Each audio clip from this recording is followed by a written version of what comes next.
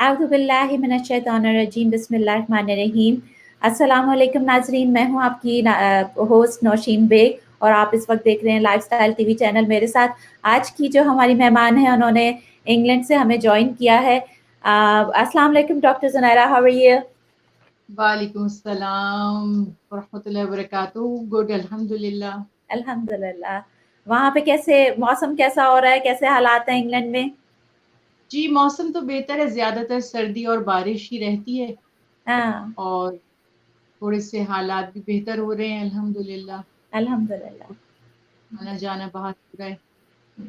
आज हम लोग जो है वो कुर्बानी के मसाइल और जुल्हज के बारे में बात करेंगे और बहुत से क्वेश्चंस हैं। उसमें से एक क्वेश्चन जो है वो रिलेटेड तो नहीं है, लेकिन उससे पहले जो है मैं नाजरीन को जो है आप डॉक्टर ज़ुनैरा अंबर का एक छोटा सा इंट्रो दे देती हूँ। Doctor Zunaira Ambar is young talented religious scholar. She is a Hafiz Quran and highly educated alma who always have a grip on the topic being discussed. It is always a treat to listen her program. जज़ाकल्लाह खैर for joining us, doctor Junaira. जैसा कि हम लोग बात कर रहे थे लास्ट टाइम भी जो है आपके साथ प्रोग्राम हुआ था, तो कई होते हैं हमारे नाजरीन वो आपके लिए जो है क्वेश्चन सेंड करते हैं। उसमें से एक क्वेश्चन जो मैं ऐड कर रही हूँ आज आपसे पूछना चाह रही हूँ। ख़वातीन की तरफ से आया था कि यहाँ पे जो है वो ब्रीदेबल नेल पॉलिश का बहुत ज़्यादा रुझान है, बच्चियां भी लगा रही हैं और ख़वातीन भी जो हैं वो लगाती, तो उसके बारे में वो आपसे पूछना चाह रहे थे कि कितना परमिसिबल है उसको लगाना, कि वजू हो जाती है उसके साथ? देखिए, ये नॉर्मल वाली नेल पॉलिश की बात कर रही हैं या वो जिसके लिए क्लेम किया गया है कि ब्रीदेबल है? ब्रीदेबल की बात कर रहे हैं। ब्रीदेबल, अच्छा। ब्रीदेबल तो कहते हैं हलाल नेल पॉलिश। हलाल जी। जी। तो देखिए, वैसे तो कुछ उलमाए कराम जिनकी तादाद कंपैरेटिवली कम है बहुत, वो तो नेल पॉलिश को माइंड ही नहीं करते, यानी they don't say that it can make any difference on your वुजू। और वो ये कहते हैं कि अल्लाह के हबीब ने नाखूनों को खुरचने या नाखूनों के अंदर पानी पहुंचाने के लिए ताकीद नहीं की, लेकिन उनकी तादाद बहुत कम है, तो हमें हमेशा मेजॉरिटी को फॉलो कर लेना चाहिए ताकि खुदा ना खास्ता हमारे वुजू या इबादत में कोई कमी ना आ जाए। तो जनरल नेल कलर के लिए तो ये रूल है कि अगर आप बावुजू हैं और अप्लाई करें नेल कलर, जब तक आपका वुजू रहेगा, डजंट मैटर कितनी नमाजें आप उस वुजू के कायम रहने से पढ़ सकते हैं, और जब वुजू खत्म हो जाए तो फिर आप नेल कलर रिमूव करके वुजू कर लें। अब रही ब्रीदेबल या हलाल नेल कलर के बारे में बात, तो ऑब्वियसली बात ये की गई कि नेल कलर को इसलिए कुछ उलमाए कराम ने पसंद नहीं किया कि उनका जो ऑब्जेक्शन था वो ये था कि नेल कलर एक ऐसी कोटिंग हमारे नेल के ऊपर कर देता है जिसकी वजह से पानी नेल्स की जो ये पोर्स हैं, उसकी जो लेयर है उस तक पहुंच नहीं पाता। वो एक तरह से वाटर प्रूफ बैरियर बना देता है। तो हलाल या वेजिटेबल नेल कलर में ये इशू नहीं होता। और जो कंपनीज इसको बना रही हैं वो ये क्लेम कर रही हैं कि इसका एक कोट की गारंटी है कि अगर आपने सिंगल एक कोट अप्लाई किया है तो आपकी ब्रीदेबल है, तो कोई उसमें फिर परेशान होने की, दिल में शक शुबा लाने की जरूरत नहीं। उसके साथ भी आपका वुजू हो जाएगा, सारी इबादत अल्हम्दुलिल्लाह हो जाएंगी। बिल्कुल दिल में शक पैदा मत करिए और आराम से अप्लाई करके वुजू। आपने ख़वातीन को खुश कर दिया आज। हाँ, अच्छा, मैं इस बारे में पता है क्यों बात करना चाहती हूँ? जी। आप कभी इस बारे में कॉन्सेप्ट सुने तो हमारे मौलाना हजरात भाई कह रहे होते, जरूरत क्या है लगाने, जी। जरूरत क्या है? सही। मतलब कई तो अच्छी नहीं लगती, भाई ये डिसाइड आप थोड़ी करेंगे कि अच्छी लगती है, यानी ये तो लेडीज से आप पूछिए कि उनको कितनी अच्छी लगती है या नहीं अच्छी लगती। सही। जब शरीयत की चीज में गुंजाइश है तो हमें अपनी जाती कमेंट्स उसमें नहीं देने चाहिए। आप सिर्फ फतवा दीजिए कितनी गुंजाइश है और कितनी सख्ती है, बाकी लोगों पे छोड़ दें। बिल्कुल। अब मुझको पूछने आए कि नेल कलर लगा के नेल वुजू होता है या नहीं, तो बजाय इसके कि मैं उसको मशवरा दूं कि हो जाता है या नहीं, मैं उसको कहूँ जरूरत क्या है, अच्छी नहीं लगती, वैसे तो इतनी सही। प्यारी लगती। ये सब बातें नहीं करनी होती। हमारी तरह सब नहीं सोचते, सबकी अपनी अपनी चॉइसेस हैं। اور دین اسلام میں خواتین کی اس فیشن کرنے کی ایک اللہ نے قدرت کے اندر شوق پیدا کیا ہے اور صلاحیت رکھی ہے، تو آپ کو ان کی باؤنڈریز اور لمٹس بتانی چاہیے، بس باقی ان کو خود ڈیسائیڈ کرنے دیں. ہو سکتا ہے وہ کسی دن خود ہی ان کے دل میں آ جائے کہ بھائی یہ ہیسل ہے، میں کروں لگاؤں، یا بریدیبل نہیں مل رہی یا کچھ، وہ ان کو ڈیسیژن لینا چاہیے. ہمارا کام ہے ہم بتا دیں. میں نے آپ کو بتا دیا کہ کچھ علماء تو یہ تک فرما رہے ہیں کہ doesn't matter, normal nail colour بھی لگا ہوا ہے تو کوئی فرق نہیں پڑے گا، لیکن میں خیر تقویٰ کے پیش نظر اس رائے سے ایگری نہیں کرتی ہوں. جو کرتے ہیں میں ان کو بھی برا اور غلط نہیں کہہ رہی، نہ میں یہ کہہ رہی ہوں کہ اس کا وضو نہیں ہوتا ہوگا، لیکن اتنا ضرور ہے کہ اگر آپ نے نارمل نیل کلر لگانا ہے آپ وضو کریں. جو لگاتے ہیں ان کی بہت اچھی پریکٹس ہوتی ہے، وہ 1 منٹ میں لگا لیتے، تو جنہیں شوق ہوتا ہے ان کو طریقے بھی آ جاتے ہیں کرنے کے. تو جب تک وضو قائم ہے 2 3 4 نمازیں پڑھیے، قرآن پاک کی تلاوت کیجیے، اور جب وضو ٹوٹ جائے تو اس کو ریموو کر لیں اور پھر وضو کریں اور پھر اپلائی کر لیجیے. کتنے اچھے، نہیں تو کوئی ایشو نہیں. کتنے ایزی آپشنس ہیں. اور کئی مرتبہ میں نے دیکھا ہے کہ مسجد میں جو ہیں خواتین ہوتی ہیں، لڑکیاں جیسے ینگ لڑکیاں آئی ہیں، تو وہ انہیں جو ہے وہ بتا رہی ہوتی ہیں کہ آپ کا وضو نہیں ہوا ہے، آپ نے نیل پالش لگایا ہے، آپ کا وضو نہیں، آپ نماز پڑھنے آئے ہیں. تو وہ بھی ذرا تھوڑا سا بچیوں کو وہ ڈسکریج ہوتی ہیں مسجد میں آنے سے. جی دیکھیے یہ وہ ہماری کمیونٹی کے پرابلمز ہیں. میں ان کو اسی لیے بہت زیادہ ایڈریس کر رہی ہوں کیونکہ پریکٹیکلی میں نے پڑھا کر دیکھا ہے. بیٹھ کر الگ کسی فیلڈ کے بارے میں، کسی جینڈر کے بارے میں بات کرنا اور چیز ہوتی ہے، اور لوگوں میں رہ کر آپ کو اندازہ ہوتا ہے کہ دین اسلام میں اتنی آسانیاں اللہ نے دی کیوں. اب نئی بچیاں ہماری آج کل کی نسل کی بچیاں دنیا میں آپ کے ٹرانسجینڈرز ہو رہے ہیں اور پلاسٹک سرجری ہو رہی ہے. دنیا سے کہاں پہنچ گئی. اور بچے غیر شادیوں کے مسلم بچے غیر مسلموں کے ساتھ رہ رہے ہیں، حرام چیزیں جو ہیں وہ کھا پی رہے ہیں. ہم ابھی تک نیل کلر اور آئی بروز اور اس قسم کے میٹرز میں الجھے ہوئے. وقت بہت آگے چکا، ہمیں ان کی تربیت پہ زور دینا ہے کہ چھوٹی چھوٹی چیزوں کو اگنور کیجیے. یعنی تو بالکل ایسے ہی ہے کہ کسی وہ کہتے ہیں نا کہ جب جسم ہی سارا جلتا ہو پھر دامن دل کو بچائیں کیا. یہاں پورا گھر جل رہا ہے اور آپ کو یہ ہے کہ اس میں سے میں کوئی ایک بن بچا لوں یا میں کوئی اس میں سے ایک باکس بچا لوں. تو وہ چیز ہو جاتی ہے کہ بچے یا بچیاں جب مسجد میں آتے ہیں، مجھے بہت ایکسپیرینس ہوا ہے کہ بچوں نے کہا ہے کہ ٹوکتی بہت ہیں خواتین. میں کہتی ہوں اگر سلیو لیس بھی پہن کے مسجد میں آ جائیں نا بچے تو آپ بچیاں تو آپ بھی رائٹ نہیں ہے کہ آپ ٹوکیں. جب وہ مسجد تک آئی ہیں تو اللہ تعالیٰ ان کے دلوں میں اور ہدایت ڈالے گا اور وہ سب دیکھ کر فالو کرنے لگیں گی. لیکن اگر آپ ان کو شرمندہ کریں گے یا ٹوکے روکیں گے تو وہ امبیرس ہو کر کبھی بھی مسجد کا رخ کریں گے. میرے نبی نے تو بری سے بری خواتین بھی آ کر کیسے کیسے واقعات ہیں آ کر آپ سے کہتے ہیں. خراب کردار کی جو مشہور تھی عورت وہ آ گئی اور اس نے آ کر رسول اللہ صلی اللہ علیہ وسلم کے کھانے میں سے کھانا شروع کر دیا اور پھر کہتی ہے کہ جو آپ یہ کھا رہے ہیں جہاں سے بوٹی مجھے یہیں سے کھانی ہے، آپ کا جھوٹا کھانا ہے. اللہ کے ابھی خاموش رہے اور اس کو دے دیا کھانا. اتنی متاثر ہوئی کہ مسلمان ہو گئی. اب اللہ کے حبیب نے نہیں فرمایا کہ اے عورت تو بے پردہ ہو کر میرے سامنے آ گئی، یا جرت کیسے کی، یا صحابہ نے اس کو ڈانٹ دیا ہو یا ٹوک دیا ہو کہ تم کس ہستی سے بات کر رہی ہو، تمہاری مجال کیسی ہوئی کہ بے پردہ ہو کر ان کے سامنے آئی. تو اگر اسلام پھیلا تو یہ نرمی سے، درگزر سے اور بہت ہی پولائٹ ہمبل نصیحت کرنے سے پھیلا. اگر روک ٹوک کرنی ہوتی تو کوئی اس دائرہ اسلام میں داخل ہی نہیں ہوتے، لوگ بہت دور بھاگ جاتے، بہت دور نکل جاتے. آئی ہوپ کہ یہ آپ کا میسج جو ہے ہمارے جو مساجد میں، سارے مساجد جو یہاں پر ہیں یا پاکستان میں اسٹاف والنٹیئرس جو بھی ہیں اس سے ریلیٹڈ یہ میسج ان کو پہنچے. کیونکہ یہ جو ہے ہم لوگوں کو چاہیے کہ ویلکم کریں مسجد میں، تاکہ اور بھی ہمارے یوتھ آئیں، انہیں اچھا لگے کہ وہ کہ جو ہمارا اسلام ہے اس میں کتنی آسانی ہے.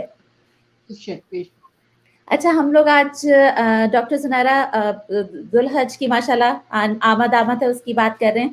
قمری کیلنڈر کا آخری مہینہ ذوالحج حرمت والے مہینوں میں سے ایک ہے، جس کو اللہ تعالیٰ نے زمین و آسمان کی تخلیق کے وقت سے ہی محترم بنایا. مفسرین کے مطابق ان 10 راتوں سے مراد ذوالحج کی پہلی 10 راتیں ہیں. नबी करीम सल्लल्लाहु अलैहि वसल्लम ने इन दिनों को सबसे आला और अफजल करार दिया।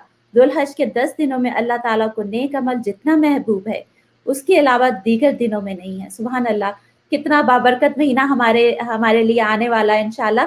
लेकिन आपसे उसी दुल्हज की फजीलत, 10 रातों की इबादत, उसको डिटेल में आपसे पूछेंगे।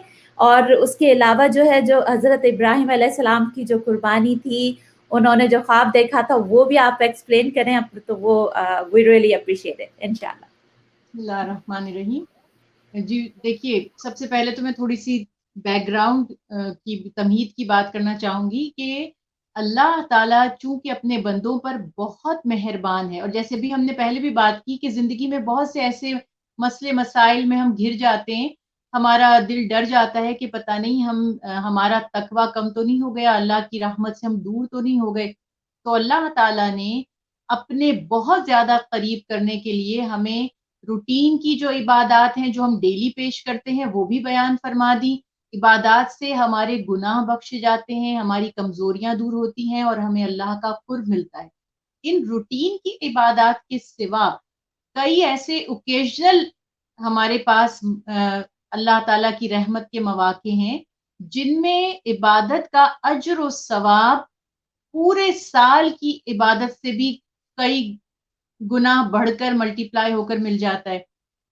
उन्हीं में से रसूल अल्लाह सल्लल्लाहु अलैहि वसल्लम की तालीमात से हमें पता चला कि ये जो सूरह फज्र में अल्लाह ताला ने इरशाद फरमाया, वल फज्री वल लयालिन अश्र, इससे मुराद फजर के वक्त की कसम। बाज उलमाए कराम ने तर्जुमा फरमाया कि फजर के वक्त यानी कुर्बानी के दिन की कसम, और 10 मुबारक रातों की कसम। तो ये 10 मुबारक रातों में रसूल अल्लाह सल्लल्लाहु अलैहि वसल्लम की तालीमात से हमें जिलहज का पहला अशरा भी मिलता है, और मुहर्रम के 10 दिन भी मिलते हैं, और माह रमजान का आखिरी अशरा भी मिलता है। तो ये वो खास मौके हैं जिनमें इबादत का अजर सवाब हमें बैठे बिठाए इतना मिल जाएगा जितना हमें बाकी दिनों में नहीं मिलता। जैसे आप कहते हैं कि पूरे साल आप शॉपिंग करते रहें, लेकिन सुपर स्टोर वाले साल में एक दिन ऐसा रखते हैं जिसमें वो अपनी प्राइस की जो है कमी कर देते हैं, डिस्काउंट ऑफर कर देते हैं, या कुछ और उसके साथ आपको by one get one free या कुछ ऐसी अट्रैक्टिव ऑफर्स देते हैं जिससे आपको एक तरह से रिलीफ मिलता है, खुशी मिलती है, आपको अपनी बचत महसूस होती है। तो अल्लाह से बेहतर मोहब्बत फरमाने वाला, उससे बढ़कर अपने बंदों की खैर ख्वाही चाहने वाला कौन हो सकता है। और हमें यहाँ से भी पता चल गया कि जमा करना, सेविंग्स करना मटेरियल नहीं है, बल्कि नेकियां हैं। अल्लाह ताला ने जितने हमें मौके दिए उनमें अब ये रहमत है अल्लाह की। लोग जॉब्स पर जाते हैं, तालीम हासिल करते हैं, घरेलू जिम्मेदारियां होती हैं, अब वो हर वक्त इबादत नहीं कर सकते। अब अपना लाइफस्टाइल भी देखिए, जो हमने हमने अपने ग्रैंड पेरेंट्स को देखा तो उनकी जिंदगी में बहुत सुकून था, बहुत ज्यादा भाग दौड़ नहीं थी। उन्होंने अपनी जवानी में भी खूब इबादतें की, अपनी ओल्ड एज में भी खूब इबादतें की। लेकिन अब जो लाइफस्टाइल है, हमने अपने बूढ़ों को भी बहुत बिजी किया हुआ है, वो ग्रैंड पेरेंट्स बनकर भी उनकी रिस्पॉन्सिबिलिटीज बढ़ गई हैं, अब उन्हें इबादत के मौके नहीं मिल पाते। ऐसे लोगों के लिए ये शॉर्टकट है कि वो अल्लाह ताला को राजी करने के लिए इन 10 दिनों की कदर कर लें जो जिलहज के हैं। और ये जिलहज जो है, ये 4 हुर्मत वाले महीनों में से एक महीना है जो अल्लाह ताला को बेहद महबूब प्यारे हैं महीने उनमें से। अब इसकी 10 दिन जो इब्तिदाई हैं, यानी कि पहली जिलहज से लेकर 10 जिलहज यौमुन नहर जो कुर्बानी का पहला दिन है, उस तक जितनी इबादत हमसे हो सके। हाजी तो हज करके अजर सवाब पा लेते हैं, लेकिन हम यानी वो लोग जो हज पर नहीं जा रहे या नहीं जा सके, उनके लिए अल्लाह ताला ने मौके अता फरमा दिए। और रसूल अल्लाह सल्लल्लाहु अलैहि वसल्लम की सही अहादीस से मुबारका से हजरत उम्मे सलमा रजी अल्लाह ताला अन्हा, हजरत अबू हुरैरा रजी अल्लाह ताला अन्हु, इन्होंने आप सल्लल्लाहु अलैहि वसल्लम से रिवायत फरमाई है हदीस मुबारका कि ये वो दिन हैं जिलहज के कि इनके रोजे रसूल अल्लाह सल्लल्लाहु अलैहि वसल्लम ने कभी तर्क नहीं किए। आप सल्लल्लाहु अलैहि वसल्लम की अज़वाज फरमाती हैं कि 4 चीजें अल्लाह के हबीब ने कभी नहीं छोड़ी। ذی الحج کے 9 دن کے روزے یعنی پہلا عشرہ ہم کہتے ہیں، مگر سب بہنوں بھائیوں کو یہ پتا ہوگا کہ عید کے دن روزہ نہیں رکھا جاتا، تو اس کا مطلب یہی ہوگا کہ پہلی سے لے کر 9 ذی الحج تک کے روزے آپ نے کبھی ترک نہیں فرمائے. عاشورہ یعنی 10 محرم کا روزہ آپ نے کبھی ترک نہیں فرمایا. اسی طرح سے آپ صلی اللہ علیہ وسلم نے فجر سے پہلے کی 2 رکعت کبھی ترک نہیں فرمایا، اور نہ ہی آپ صلی اللہ علیہ وسلم نے 13، 14 اور 15 یعنی ایام بیعت کے روزوں کو کبھی ترک فرمایا. تو یہ وہ اعمال ہیں جن کا اجر و ثواب بہت زیادہ ہے. کثرت سے اس دن میں حدیث مبارکہ ہے کہ جس نے ایک دن کا روزہ رکھا ان 9 دنوں میں سے حج کے پہلے عشرے میں، تو اسے سال بھر روزے رکھنے کی طرح اجر و ثواب ملے گا. اور جس نے اس کی ایک رات میں قیام کیا، حضرت ابو ہریرہ رضی اللہ تعالیٰ عنہ راوی ہیں اس حدیث مبارکہ کے، کہ اس کو سال بھر قیام کرنے یعنی راتوں کو جاگ جاگ کر عبادت کرنے والوں کی طرح اجر و ثواب عطا کیا جائے گا. اور پھر آپ نے پوچھا قربانی، تو اس میں ایک خوبصورت دن ہے جس دن کو ہم یوم نحر کہتے ہیں. آپ صلی اللہ علیہ وسلم نے اس کی بھی بہت فضیلت بیان فرمائی. پہلے تو فرمایا کہ یہ عشرہ ہی بہت مبارک ہے، اپنے صحابہ کو ترغیب دی کہ جس نے ذی الحج کے پورے عشرے میں عبادت کی تو اللہ کے نزدیک اس سے بڑھ کر کچھ بھی نہیں. تو صحابہ کرام رضوان اللہ علیہ مجمعین حیران ہو کر پوچھتے ہیں، یا رسول اللہ صلی اللہ علیہ وسلم، کیا جہاد فی سبیل اللہ بھی اس سے افضل نہیں؟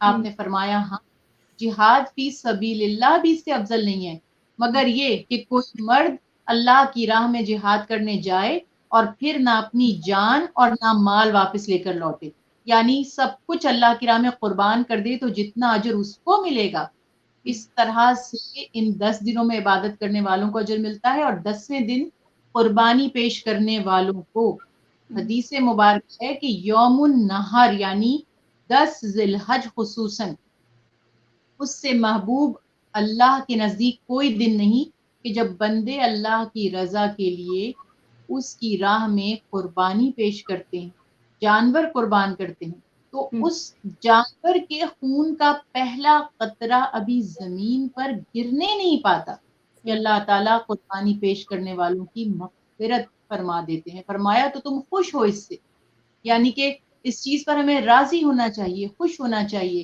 کہ ہمارے اس عمل سے اللہ تعالیٰ ہم سے کتنا زیادہ راضی ہو رہے ہیں، کتنا ہمارے اس عمل کو پسند فرما رہے ہیں. بے شک.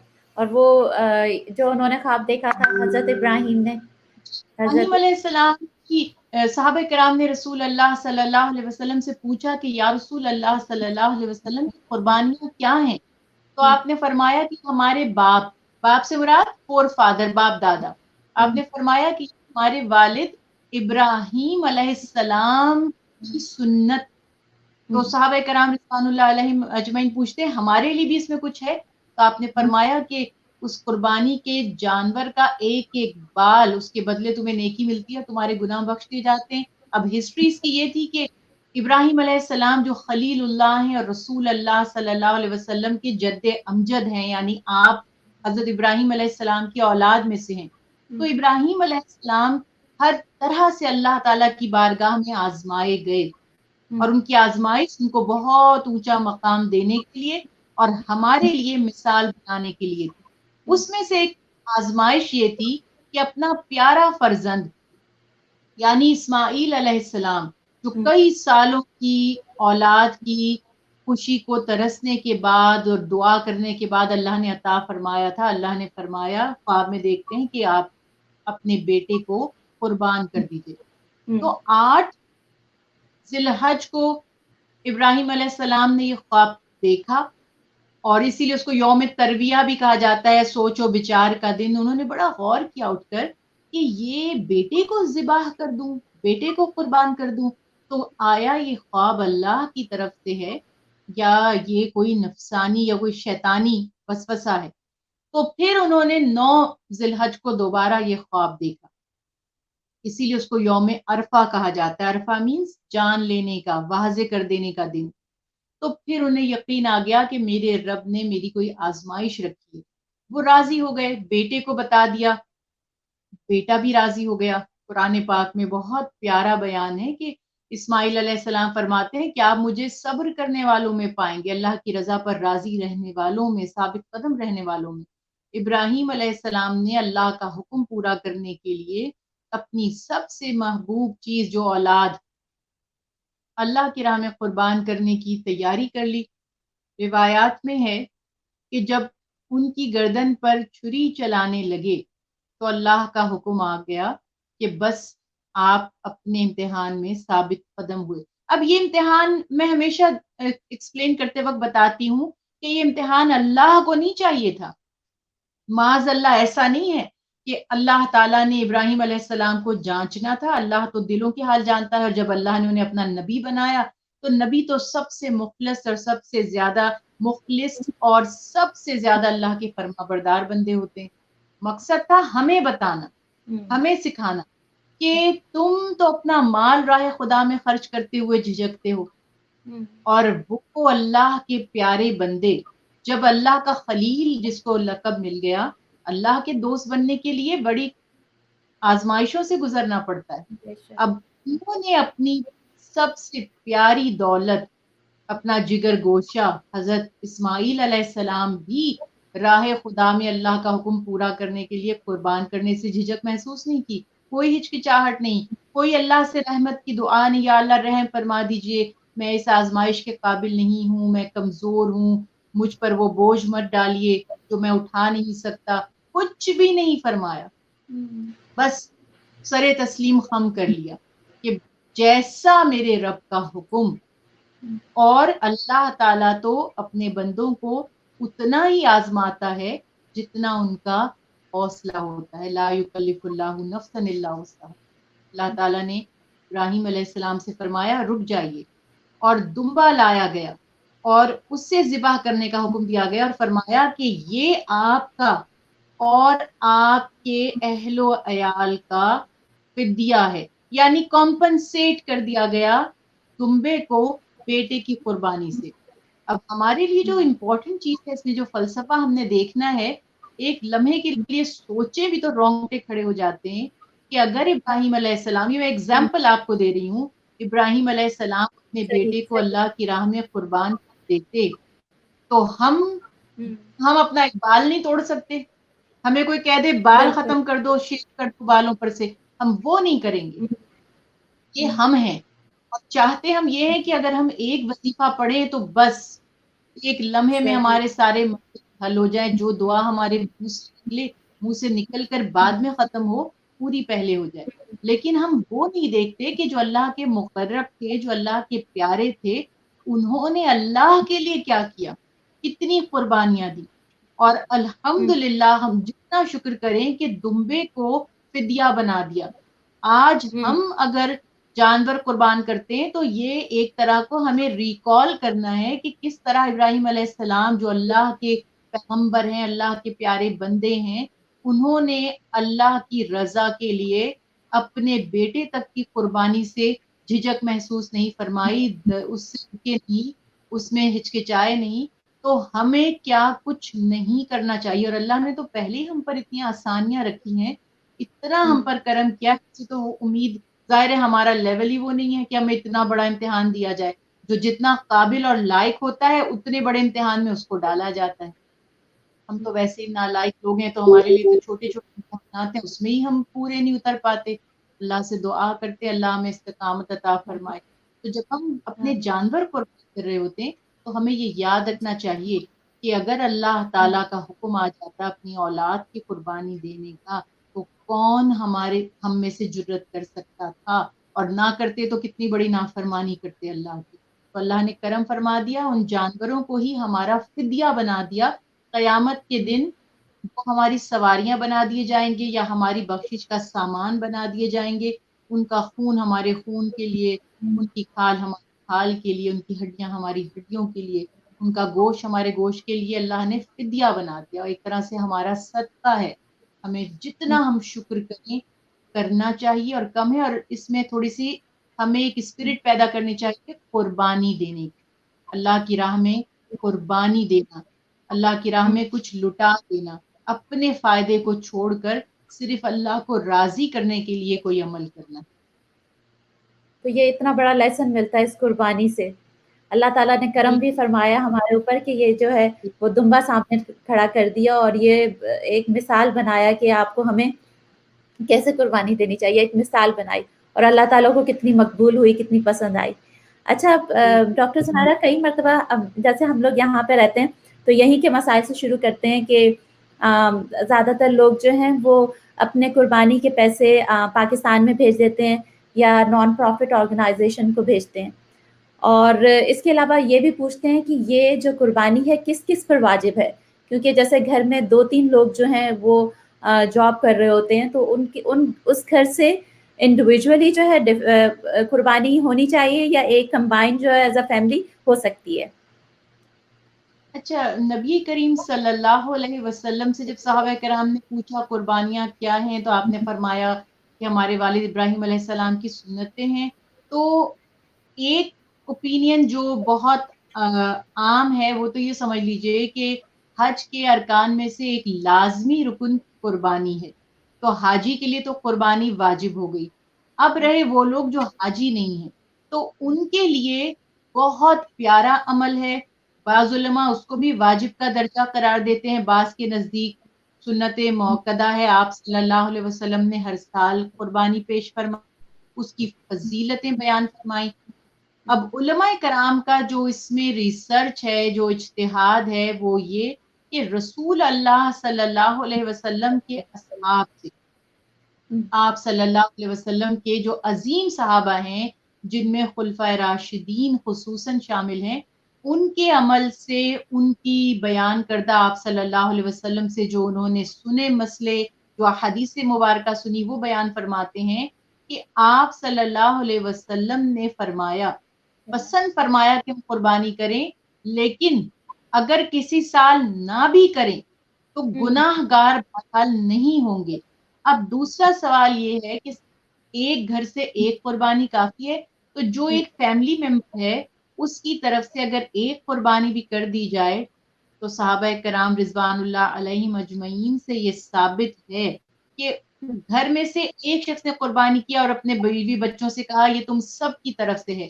اسی طرح آپ صلی اللہ علیہ وسلم نے, حضرت علی کرم اللہ وجہ روایت فرماتے ہیں کہ آپ نے ایک مینڈھا لیا, اللہ تعالیٰ کی رضا کے لیے اس کو قربان فرمایا, فرمایا اے اللہ اسے میرے اور میرے گھر والوں کی طرف سے قبول فرما لیجئے.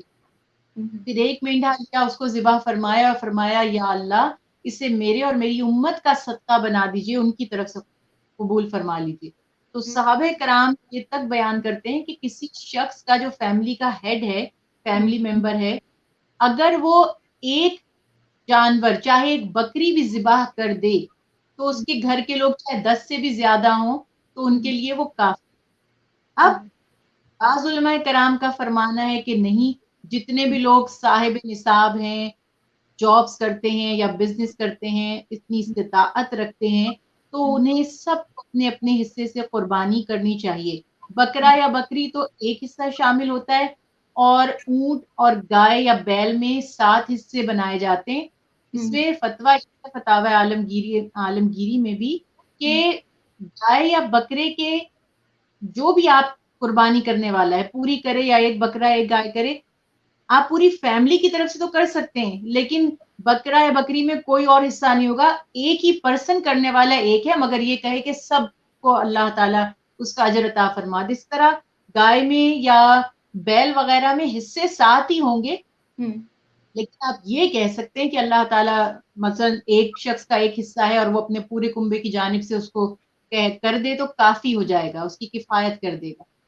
مگر اب آپ کے ذہن میں آ رہا ہے کہ ایک کنٹروورشل بات ہو رہی ہے.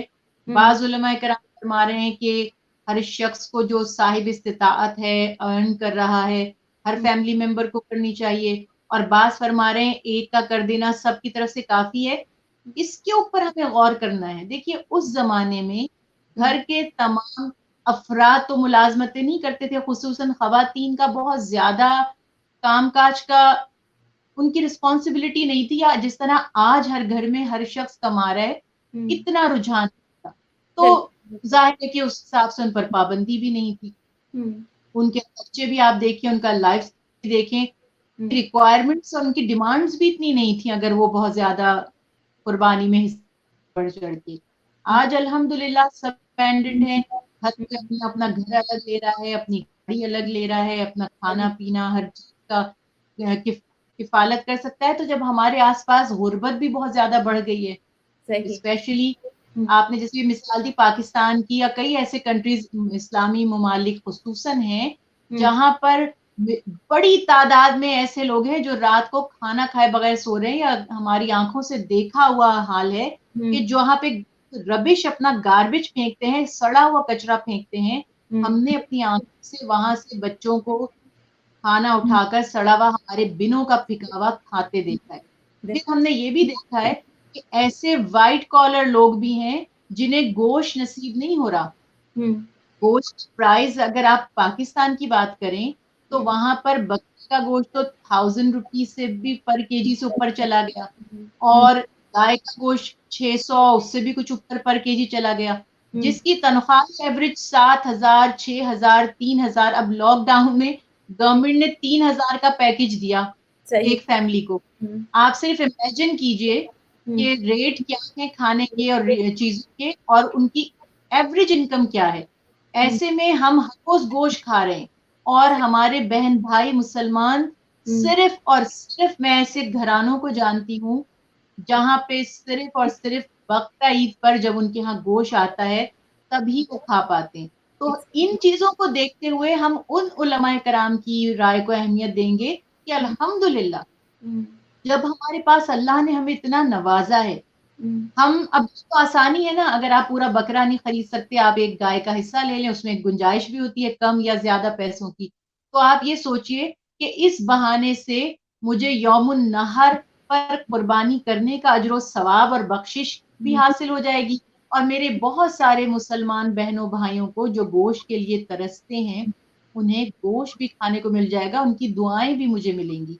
तो कर लेना बहुत बेहतर है, जो अफोर्ड कर सकते हैं कर लेना चाहिए। दूसरा आपने पूछा पाकिस्तान भेजना या एनजीओज को देना, जहां आप मुतमिन हैं कि वो लोग कुर्बानी वाकई करते हैं और मुस्तहकीन में तकसीम, ये बहुत प्लीज ख्याल रखिएगा जी। मैं ये नहीं करना चाहती कि किसी को बदगुमान करूं या किसी का दिल खराब करूं, लेकिन बहुत से ऐसे भी लोग होते हैं उनके पास इतना गोश्त कुर्बानी का जमा हो जाता है कि वो मुख्तलिफ जगहों पे उसको बेच देते हैं, सप्लाई कर देते हैं, मुख्तलिफ कंट्रीज में सप्लाई कर देते हैं, बेच देते हैं, मुस्तहकीन तक नहीं पहुंचाते। तो इसलिए थोड़ी सी दिल की तसल्ली भी कर लीजिए, आपका हक है कि गरीबों, मिस्किनों, मोहताजों तक गोश्त पहुंच जाए। और ये फतावा आलमगीरी दुर्रे मुख्तार में, ये फिकाह की किताबों में लिखा हुआ है कि आप किसी को नियाबत इसको कहते हैं, किसी को आप एक रिस्पॉन्सिबिलिटी दे सकते हैं कि वो आपके बिहाफ पर कुर्बानी करते हैं, ये बिल्कुल ठीक है। लेकिन इसमें एक छोटी सी बात, क्योंकि हम भी बाहर रहने का इत्तेफाक हुआ, तो जब आप इन कंट्रीज में रहते हैं वहां एक बहुत खूबसूरत सजेशन है जो मुझे थोड़ा सा तजुर्बे से हासिल हो। देखिए, हम पाकिस्तान भेजते हैं या किसी और मुस्लिम कंट्री में भेजते हैं, उसमें हमारी नीयत होती है कि इन कंट्रीज में तो कोई मुस्तहिक है ही नहीं जो गोश्त नहीं खाता। बिल्कुल, माशाल्लाह सभी जो गरीब भी हैं उनका भी कहीं ना कहीं से गवर्नमेंट की तरफ से या कहीं से उनका गुजारा हो जाता है, ये बात ठीक। लेकिन इसमें एक चीज को हम इग्नोर कर रहे हैं कि हमने तो चलो अपने बचपन में पाकिस्तान में कुर्बानियां की, हमारे बकरे आते थे, गाय आती थी, हम उससे अटैच हो जाते थे, फिर हम रोते थे उसकी कुर्बानी पर, तो हमारे पेरेंट्स कहते थे यही कुर्बानी है जो तुम रो रहे हो, तड़प रहे हो। तो हमारे बच्चों ने ये सब नहीं देखा, यही मैं जब हमारे देखेंगे ही नहीं तो उन्हें कुर्बानी का कॉन्सेप्ट भी समझ नहीं आएगा। तो इसमें जो मेरी पर्सनल ओपिनियन है वो ये है कि माशाल्लाह माशाल्लाह एक घर में ज्यादा लोग कमाने वाले हैं। अगर मैं आपको मिनिमम कहूँ कि फर्ज कीजिए एक घर में 2 लोग हैं, हस्बैंड एंड वाइफ, और उनके बच्चे हैं, तो हस्बैंड एक हिस्सा ले ले गाय का या छोटा बकरा ले ले। अमेरिका में तो मुझे पता है वो जो बुचर शॉप वाले थे वो खुद ही बकरे का वो उनको कह देते थे, वो करवा देते थे, फिर एक जानने वाले हमें मिल गए, वो ले भी जाते थे कहाँ पे कुर्बानी करनी है।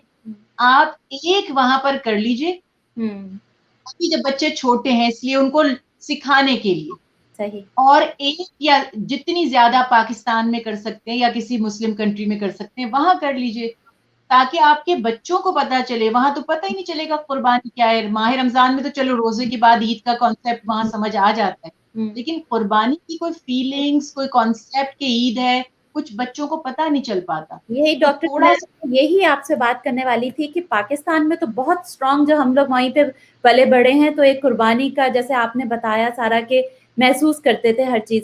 یہاں پہ جو ہے ہم لوگ کئی خواتین یا فیملیز یہ کہتی ہیں اس کا تو بہت کام ہے، ہم تو پاکستان میں پیسے بھیج دیتے ہیں، یہ ہم سے نہیں ہوتا.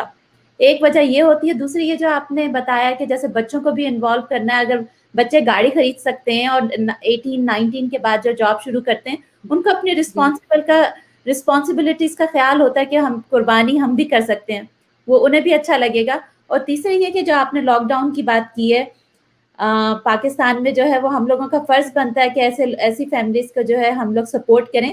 میں آپ کو بتانا چاہ رہی ہوں کہ یہاں پہ بھی ایسی کئی فیملیز ہیں کہ وہ پورے سال ان کو جو ہے وہ بکرے کا گائے کا گوشت نہیں نصیب ہوتا، ہم لوگ دیتے ہیں، ڈسٹریبیوٹ کرتے ہیں، وہ چکن جاتی ہے. تو میں لوگوں کو یہی ایڈوائز کروں گی کہ یہاں پہ جیسے آپ نے کہا کہ ایک پورشن، ایک حصہ جو ہے وہ یہاں پہ بھی جو ہے وہ یہاں کے لوگوں کے لیے، یہاں کی فیملیز کے لیے بھی جو ہے وہ رکھیں. بچوں کے ہاتھ سے دلوائیے جی اور کیجیے تو بہت، کیونکہ بیسک ہمیں اپنے بچوں کی تربیت کی بہت بڑی ہمارے اوپر ذمہ داری ہے. اور اگر تربیت جو ہوتی ہے وہ پریکٹس سے ہوتی ہے، زبانی باتوں سے وہ بچے اتنا نہیں سیکھ سکتے جتنا پریکٹیکل سے سیکھ سکتے ہیں. تو ان چھوٹی چھوٹی چیزوں کا اگر ہم انشاءاللہ خیال رکھیں، تھوڑی محنت کرنا ہمیں سیکھنا پڑے گا. اگر ہمیں اپنے بچوں کے اندر دین اور دینی اقدار کو، دینی شعار کو زندہ رکھنا ہے، تو نہیں تو آپ اپنی آنکھوں سے دیکھ رہے ہیں، اللہ نہ کرے آج پیرنٹس کو کچھ ہو جاتا ہے، آپ کتنا آپ کے بچوں کا مضبوط ٹریننگ ہے کہ آپ سمجھتے ہیں کہ وہ اسلامی شعار کو اپناتے رہیں گے، بہت آسانی سے بیک آؤٹ کر سکتے ہیں یہی سوچ کر کہ یہ جھنجٹ ہے، یا چلو بس پیسے بھیج دیں گے یا کچھ. یہ بھی اچھی بات ہے، پیسے بھیجنے کی بھی ان کو عادت ہو، لیکن کچھ خود سے بھی انوالو کرنا، عید کا اہتمام کرنا، دوستوں کو بلانا، دوستوں کے یہاں جانا، بچوں کو شروع سے یہ باتیں بتائی جائیں. یہ سب چیزیں بہت ڈیپلی امپیکٹ ان کا ہوتا ہے بچے کی شخصیت پر، اس کی تربیت پر. تو تھوڑی سی پیرنٹس کو قربانی دینی پڑے گی، تھوڑی محنت کرنی پڑے گی، تبھی وہ بچے ان کے لیے صدقہ جاریہ بنیں گے. ہر چیز آپ کو محنت سے حاصل ہوتی ہے، نو پین نو گین. بالکل ایگزیکٹلی بالکل آئیں گے. صحیح. لاسٹ ٹائم ڈاکٹر زنیرہ ہم لوگوں نے عید الفطر کا پروگرام کیا تھا آپ کے ساتھ. اب جو ہے میں ایک حدیث شامل کرتی ہوں کہ حضور پاک صلی اللہ علیہ وسلم نے فرمایا، اللہ تعالیٰ کی عبادت کے لیے عشر ذوالحج سے بہتر کوئی زمانہ نہیں. ان میں سے ایک دن کا روزہ 1 سال کے روزوں کے برابر، اور ایک رات کی عبادت شب قدر کی عبادت کے برابر ہے. جیسے آپ نے چاند رات کے بارے میں بتایا تھا، تو 9 ذوالحج کیا یا جو عبادت ہے، رات کی عبادت ہے، جیسے آپ نے ابھی ایکسپلین کیا کہ اس کی کتنی فضیلت ہے، اس روزے کی، اس کی عبادت کی. تو سم ٹائمز وہی والی بات ہے کہ ہم لوگ اتنے بزی ہو جاتے ہیں، یہ جو آپ کہہ رہے تھے کہ چھوٹی سی اس میں جو ہے ہم بہت کچھ حاصل کر سکتے ہیں، تو وہ آپ اس کے بارے میں بتائیے پلیز. اس رات 9 ذوالحج کے. جی اگر تو ممکن ہے، دیکھیے جیسے دونوں چوائسیز ہمارے پاس ہیں. اگر تو ممکن ہے تو پہلی ذی الحج سے لے کر 9 تک جتنے روزے ہو سکے اتنے رکھ لیں.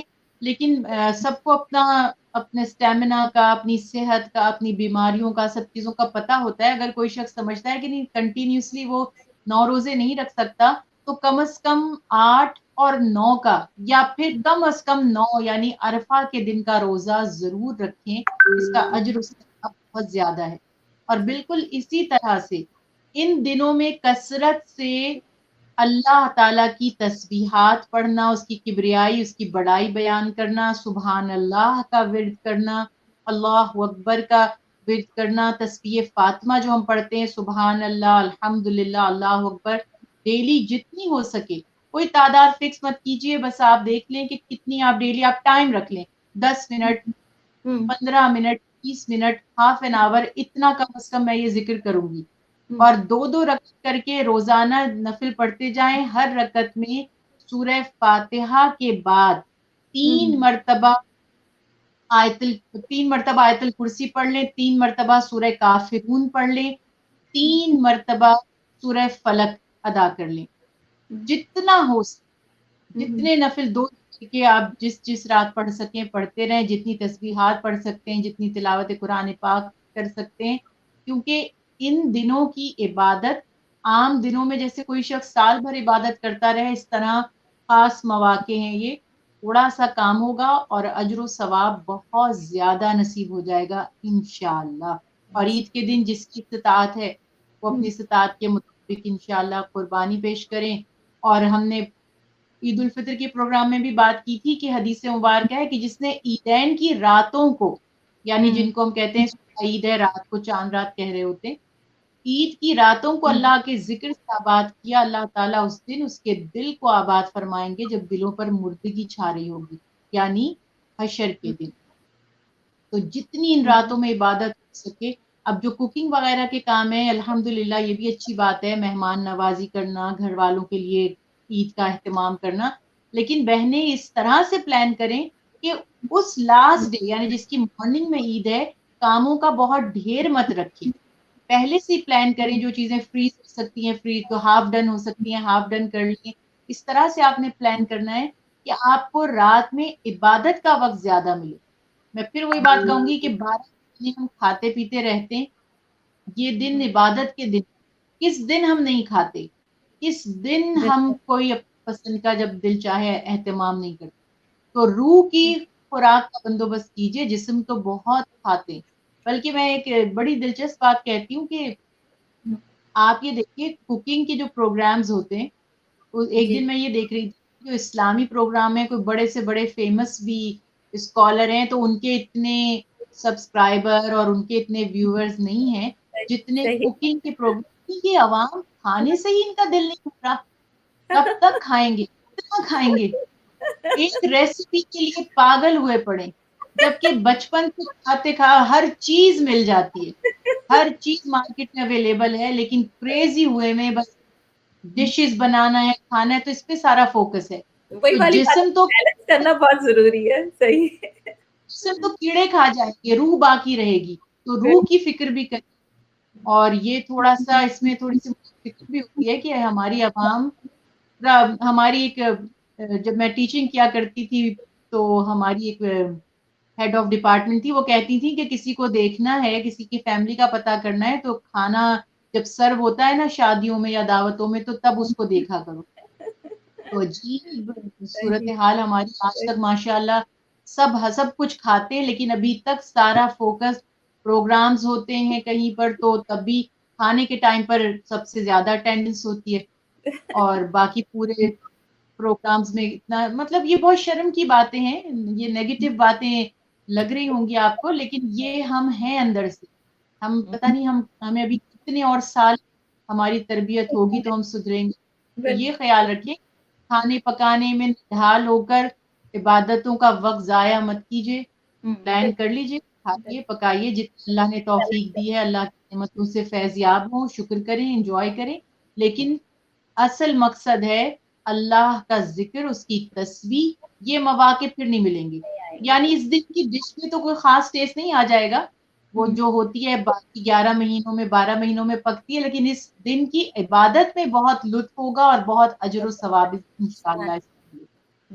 آلویز مجھے ہوتا ہے کہ آپ لوگ ضرور اس کو انفورس کریں اس بات کو، کیونکہ ہم لوگ اتنے بزی ہو جاتے ہیں، بھول جاتے ہیں، اور کتنا امپورٹنٹ ہے یہ ایک رات اور یہ والا ٹائم نکالیں تو کتنا زیادہ ریوارڈ مل سکتا ہے ہم لوگوں کو. اچھا ایک اور کوشچن آتا ہے ڈاکٹر زنیرہ، قربانی کے بارے میں کہتے ہیں مرحومین کے لیے جو ہے وہ قربانی کر سکتے ہیں کیا؟ جی حضرت علی کرم اللہ وجہ کی روایت ہے کہ انہوں نے فرمایا کہ مجھے رسول اللہ صلی اللہ علیہ وسلم نے وصیت فرمائی کہ میں 2 بکرے ذبح کیا کروں، ایک اپنے اور اپنے گھر والوں کی طرف سے اور ایک آپ صلی اللہ علیہ وسلم کی طرف سے. تو ہمیشہ ہر سال حضرت علی کرم اللہ وجہ کا روایات میں ہے کہ وہ 2 قربانیاں پیش کرتے تھے. تو علماء کرام نے اجازت دی کہ مرحومین کی طرف سے اگر آپ قربانی پیش کرنا چاہتے ہیں، گو کہ ان کے اوپر تو واجب یا کوئی آبلیگیشن نہیں تھی، مگر آپ کر سکتے ہیں، لیکن اس کی شرط یہ ہوگی کہ ان کی طرف سے جو قربانی پیش کریں گے آپ کو ٹوٹلی اس کو صدقہ کرنا ہے، اس میں سے کچھ خود نہیں کھانا، نہ اپنے رشتہ داروں میں بانٹنا ہے سوائے اس کے کہ جو مستحقین ہوں. تو وہ ٹوٹلی مستحقین میں تقسیم ہونا چاہیے. اس کی تقسیم آپ ایسے 3 حصے بنا کر نہیں کریں گے، وہ ایک طرح کا صدقہ ہوگا. نیت کر لیں اللہ تعالیٰ ان کو اس کا اجر عطا فرمائے، یا اس کی برکت سے اللہ تعالیٰ ان کے درجے بلند کرے, کی مغفرت فرمائے, اور وہ سارا کا سارا ان کے حصے سے جو آپ نے کیا ہے اس کو صدقہ کرنا ہے اللہ کی راہ میں. ڈاکٹر زنیرہ ایک اور ریمائنڈر جو ہمارے لیے بہت ضروری ہے ہم سب کے لیے, ہم لوگ جب قربانی کرتے ہیں تو ایک جیسے جو سوشل میڈیا پہ ہے لوگ جو ہیں وہ بتا رہے ہوتے ہیں کہ اتنے لاکھوں کا ہے, 20 لاکھ کا بیل ہے اور 2 لاکھ کا بکرا ہے, یہ ہے. ہم لوگوں کو ہمیں ریمائنڈ کروائیں کیونکہ ہم لوگ اتنی محنت کرتے ہیں, اتنا جو ہے اس کے اوپر ہم لوگوں کی انویسٹمنٹ ہوتی ہے, تو ہمیں کن باتوں کا خیال رکھنا چاہیے اس میں؟ بالکل, دیکھیے سب سے بڑی بات تو ہمیں یہ یاد رکھنی چاہیے کہ قربانی کا مقصد کیا ہے. اللہ تعالیٰ خصوصی طور پر سورہ حج میں اللہ تعالیٰ بیان فرما رہا ہے کہ لن ینال اللہ لحومھا, اللہ تعالیٰ کو تمہاری قربانیوں کا گوشت یعنی لحم کو کہا گیا, نہ گوشت پہنچتا ہے, ولا دماؤھا, اور نہ خون پہنچتا ہے, بلکہ اللہ تعالیٰ کو پہنچتا ہے ولا ینالہ التقوی. تو یہ چیزیں یہاں پر ہوتی ہیں کہ ہمیں یہ خیال رکھنا ہے کہ اللہ تعالیٰ نے ہمیں قربانی کا حکم کیوں دیا, ہمارے دلوں کی جانچ کرنے کے لیے کہ کس کا تقوی کتنا ہے. قربانی کا گوشت بھی ہم نے خود کھا لیا یا اپنے عزیز و قارب دوست احباب مساکین میں بانٹ دیا, خون بھی اللہ کو نہیں پہنچتا, وہ تو بس یہ جانچنا چاہتا ہے کہ کس کا تقوی کتنا ہے. تو یہ ایک مسلمان جنرلی جانتا ہے کہ اللہ صرف اسی عبادت کو قبول فرماتے ہیں جو اللہ کی رضا حاصل کرنے کے لیے خالصتاً اللہ کے لیے کی جائے, جس میں شو آف آ گیا, چاہے وہ کوئی سی بھی عبادت ہو. پہلی بات یہ کہ اگر شو آف آ گیا تو وہ عبادت اللہ کے ہاں قبول نہیں ہوگی, کیونکہ رسول اللہ صلی اللہ علیہ وسلم کا فرمان ہے نا, انما الاعمال بالنیات, اعمال کا دار و مدار نیتوں پر ہے. جس نے نیت کی دنیا خوش ہو, امپریس ہو, تعریف کرے, جلے, تو وہ سب ہو جائے گا جو وہ چاہتا ہے, لیکن اللہ کے ہاں کچھ نہیں ملے. جس نے آخرت کی فکر کی اس کو اجر ملے گا. اب جہاں تک بات یہ ہے کہ یہ ہم بھی اپنے بچپن میں دیکھتے تھے کہ اتنا مہنگے سے مہنگا جانور, پھر سب دیکھتے ہیں کہ کس نے کتنا مہنگا جانور خریدا. اس زمانے میں تو خیر اتنا ٹی وی پر نہیں آیا کرتا تھا, اب تو سوشل میڈیا اور ٹی وی کی وجہ سے باقاعدہ نیوز بنائی جاتی ہے کہ سب سے مہنگا یہ جانور ہے, یہ کسی نے خریدا ہے. بات یہ ہے اگر آپ اس کو ہم انہیں بینیفٹ آف ڈاؤٹ دیں اور ہم ان کو ریاکاری کا فتویٰ نہ دیں, اور ہم یہ سمجھیں کہ وہ اللہ کی رضا پانے کے لیے اللہ کی بارگاہ میں اپنی طور پر سب سے قیمتی اور سب سے بہترین چیز صدقہ دے رہے ہیں, قربان کر رہے ہیں, تو اس میں بھی ہمارے ذہن میں لاجیکل ایک سوال آئے گا, وہ یہ کہ قربانی کا مقصد ہے تقویٰ. اگر آپ کے دل میں یہ ہے کہ آپ اللہ کی بارگاہ میں سب سے زیادہ خرچ کرنا چاہتے ہیں, تو اب آپ نے یہ دیکھنا ہے کہ اتنی عوام ہے جو مستحق ہے, مجبور ہے, ضرورت مند ہے. اگر میں ایک 2 لاکھ کا یا 3 لاکھ کا بکرا خریدوں, اس بکرے میں سے کتنا گوشت نکلے گا, مطلب میکزیمم کتنا گوشت نکل آئے گا. اس کے برعکس اگر مجھے پتا ہے کہ مجھے 2 یا 3 لاکھ اللہ کی رضا کے لیے خرچ کرنے ہیں, تو میں ان 2-3 لاکھ میں اچھے خوبصورت نارمل, زیادہ وزن والے لیکن نارمل جو اچھے لگتے ہو, کتنے بکرے خرید سکتی ہوں, اور کتنے زیادہ مستحقین میں وہ تقسیم ہو سکتے ہیں, کتنے گھرانوں میں گوشت پہنچ سکتا ہے. آپ کیوں 2 بوٹی دیں, آپ زیادہ زیادہ دیں ان لوگوں کو, سکا لیں جن کے اکثر ہمارے ہاں جو کام کرنے والے لوگ ہوتے ہیں, ملازمین, ہیلپرز وغیرہ, وہ کہتے ہیں باجی ہمارے گھر میں فریج نہیں ہے, فریزر نہیں ہے, آپ یہ رکھ لیں گے. کئی لوگ گوشت رکھ لیتے ہیں, کئیوں کے پاس فریج فریزر ہوتے ہیں, کئیوں کو پتا ہوتا ہے سکانا کیسے. اس زمانے میں فریج فریزر نہیں تھے, سال بھر بھی گوشت کو سکا کر رکھا جاتا تھا, تو لوگوں کو پتا ہوتا ہے طریقہ. تو یہ خیال رکھنا ہے کہ نمود و نمائش اگر آپ کی نیت نہ بھی ہو, لیکن وہ عمل شو آف کا ذریعہ بن رہا ہو, تو ایسا کام نہیں کرنا چاہیے, اس سے بچنا چاہیے. کیونکہ خدا نہ خواستہ کئی لوگ جو نہیں خرید سکتے, یہ کمپٹیشن بن گیا ہے. صحابہ کرام رضوان اللہ علیہم اجمعین کے یہ ہیں کوڈز کہ رسول اللہ صلی اللہ علیہ وسلم کے زمانے میں ہم اللہ کی رضا کے لیے قربانیاں کیا کرتے تھے، بعد میں لوگوں نے اس کو فخر کا ذریعہ بنا لیا. صحابہ کرام میں اکثر فرماتے ہیں حضرت ابو بکر صدیق رضی اللہ تعالیٰ عنہ، حضرت عمر فاروق رضی اللہ تعالیٰ عنہ کہ باوجود استطاعت کے صحابہ کرام نے کسی سال قربانی کو چھوڑ بھی دیا. کہ یہ کوئی ہمارا انا کا مسئلہ نہیں ہے، ایگو کا مسئلہ نہیں ہے ہمارا کہ ہم نے قربانی کی لوگ کیا کہیں گے، یا کچھ جب ایک چیز واجب ہی نہیں ہے تو اس کو چھوڑا بھی. اور ایک دفعہ اللہ کے حبیب نے 100 اونٹ بھی قربان کیے. تو آپ اپنی سب سے بڑے سیلف جج آپ خود ہیں. ججمنٹ کریے اپنی کہ مجھے کوئی پرواہ نہیں ہے اگر میں نے قربانی نہیں کی کہ لوگ کیا کہیں گے. یہ ذریعہ ہونا چاہیے.